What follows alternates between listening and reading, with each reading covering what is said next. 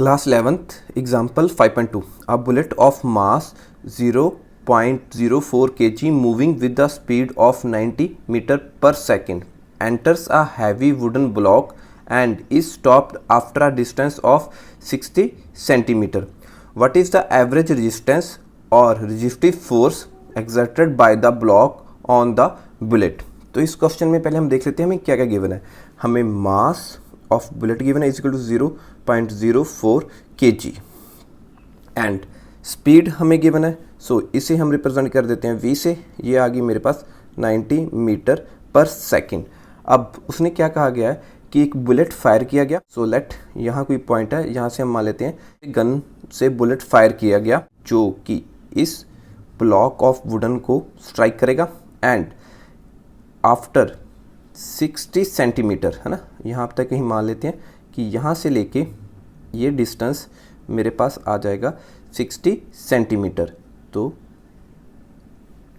हमें मालूम है ऐसा यूनिट ऑफ डिस्टेंस क्या हो जाएगी मीटर, तो इसे कन्वर्ट कर लेते हैं 0.6 मीटर।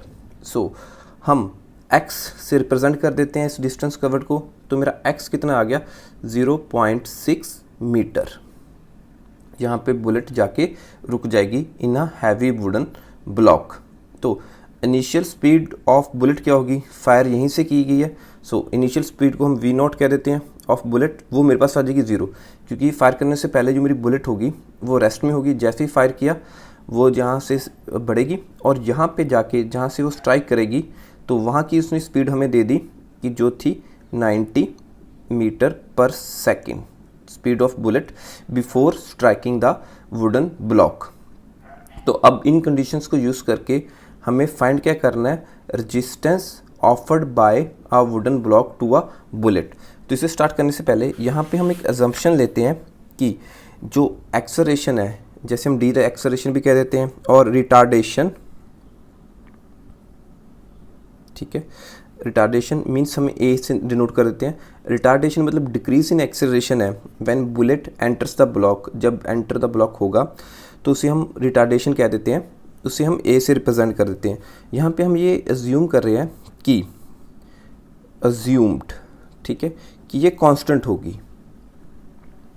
हालांकि ये कांस्टेंट नहीं होगी, इसके बारे में हम एंड में डिस्कस करेंगे, बट स्टार्टिंग के लिए हम मान लेते हैं कि मेरी एक्सेलरेशन कांस्टेंट होगी ताकि हमें आसानी हो सके। अब जब हमने मान लिया कि मेरी एक्सेलरेशन कांस्टेंट है तो यहाँ पे मैं काइनेमेटिक इक्वेशंस ऑफ मोशंस को यूज़ कर सकता हूँ easily, like equation v² is equal to v0² plus 2ax। अब हमने जैसे ही कहा था कि इनिशियल वेलोसिटी, है ना, बिफोर फायरिंग तो 0 है, तो ये टर्म मेरे पास आ जाएगी 0। अब जो मेरी एक्सेलरेशन है वो रिटार्डिंग एक्सेलरेशन है, मतलब a की वैल्यू अब मेरे पास आ जाएगी नेगेटिव ऑफ a, क्योंकि हमने रिटार्डेशन को भी माना था। सो a की वैल्यू आ जाएगी नेगेटिव ऑफ a। सो अब v² is equal to negative of 2ax। So x भी हमें मालूम है कितना दिया था 0.6, तो हमने निकालना क्या था कि जो मेरी a है, so a comes out is equal to v² upon 2x, ठीक है। तो आप ध्यान रखिए जो नेगेटिव साइन है हम 2x के साथ नहीं रखेंगे, हम हमेशा नेगेटिव साइन को न्यूमिनेटर के साथ रखते हैं। तो ये मेरे पास आ जाएगी रिटार्डेशन ऑफ अ बुलेट और रिटार्डेटिंग एक्सेलरेशन ऑफ बुलेट। तो अब इसमें हम वैल्यू सब्स्टिट्यूट कर देते हैं। अब v की वैल्यू हमें मालूम है 90 थी, सो नेगेटिव 90 का स्केयर 90 इंटू 90, ये स्केयर रिप्रेजेंट कर देगा, अपॉन 2। अब हमें मालूम है डिस्टेंस, कितने डिस्टेंस अंदर जाके रुका, इसे हमने x से नाम दे दिया था, तो 0.6। सो हमें पता है 9 9 सा 81, सो 81 कितनी जीरो है 1 2, 2 जीरो साथ में, नेगेटिव साइन तो साथ में ही था, एंड 2 इंटू 0.6 ये कितना बन जाएगा 1.2। अगर मैं 8100 को डिवाइड करूँ 1.2 से तो मेरे पास क्या आ जाएगा, सो नेगेटिव साइन यहाँ है, ये नेगेटिव 6750 मीटर पर सेकेंड स्केयर। तो जो मेरी वैल्यू ऑफ डी एक्सेलरेशन है और रिटार्डिंग एक्सेलरेशन है उसकी वैल्यू आ गई नेगेटिव 6750 मीटर पर सेकेंड स्केयर। नेगेटिव साइन का मतलब क्या होता है कि एक्सेलरेशन मेरी डिक्रीज हो रही है। Newton's second law of motion, according to the second law हमें मालूम है जो फोर्स है वो equal to mass into acceleration के इक्वल आती है। इस फोर्स को हम यहाँ पे क्या कह देंगे, the stopping force. So F is equal to mass हमें गिवन था 0.04 kg, एक्सेलरेशन हमने निकाल ली इनटू, यहाँ पे सिर्फ अब मैं मैग्नीट्यूड यूज़ कर रहा हूँ। मैग्नीट्यूड का क्या मतलब होता है कि हम नेगेटिव साइन को कंसिडर नहीं कर रहे। सो 6750 यूनिट्स मीटर पर सेकंड स्क्वायर। सो अगर आप इनको सिंप्लीफाई करें तो ये मेरे पास आ जाएगा 270 kg मीटर पर सेकंड स्क्वायर।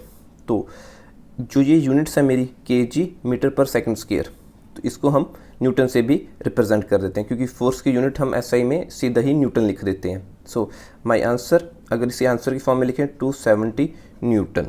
और एक बात यहाँ पे और भी, कि जैसे हमने माना था कि जो ये मेरी डी एक्सेलरेशन है या रिटार्डिंग एक्सेलरेशन है वो कांस्टेंट है, बट आप देख सकते हैं कि in general point of view में कि जब स्टार्टिंग में बुलेट हिट करेगा, जल्दी जल्दी पेनिट्रेट करेगा, फिर बाद में उसकी पेनिट्रेशन धीरे धीरे हो जाएगी।